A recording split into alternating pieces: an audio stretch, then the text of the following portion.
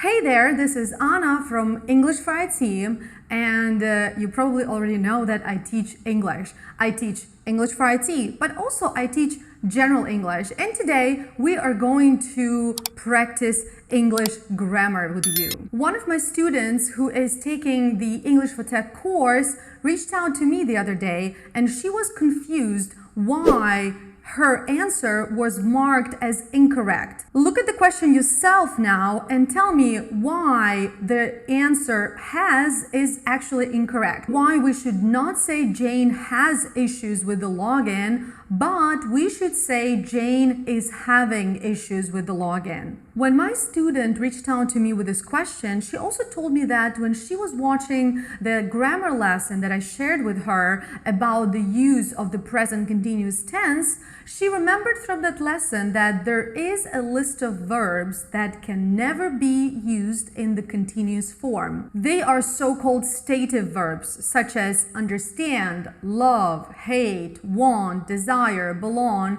etc. The verb have is on the list. That's why she was confused why we should say Jane is having issues. My student is right, but she probably doesn't know that have may have several meanings. When to have is used in the meaning of to possess, then it is a stative verb. But when have is used in the meaning of to experience, just like in our example, Jane is having issues, Jane is experiencing issues, Jane is going through some issues, right? In this context, have is not a stative verb anymore, and we can easily use it in the continuous form. We can say the same thing about the verb to see.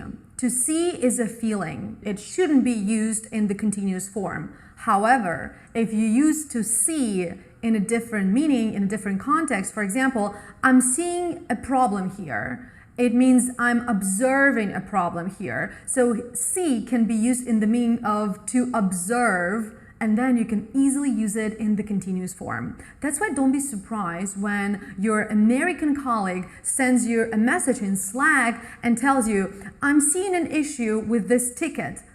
They mean I am observing an issue with this ticket. What I've just told you, it's an example of IT English grammar. This is how I teach IT English grammar in all of my online courses. If you would like to learn grammar based on real cases from the tech industry, please join my tribe and sign up for my course. Check the description where you will find a special offer to join my course today. It's better to start learning English sooner than later. Then you will have a more successful career sooner than later. Let's go.